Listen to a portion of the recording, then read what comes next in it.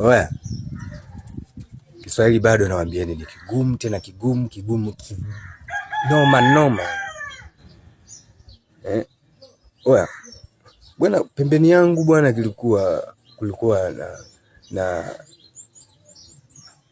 na kimbao kidogo. Unaweza ukafanyia kitu chochote kile kimbao. Asa fundi, tuko site, ananiambiaje, wadogo, mnigee hicho kibao. Nikugee kibao? Fundi samani bana, nilimuuliza bana, fundi samani bana, nikupe cha kushoto ama cha kulia? Wadogo vipi? Nimekwambia nigee kimbao hicho. Kumbe kimbao. Mimi nifikie kibao kwa sababu mara kwanza sikasema kibao mwenyewe.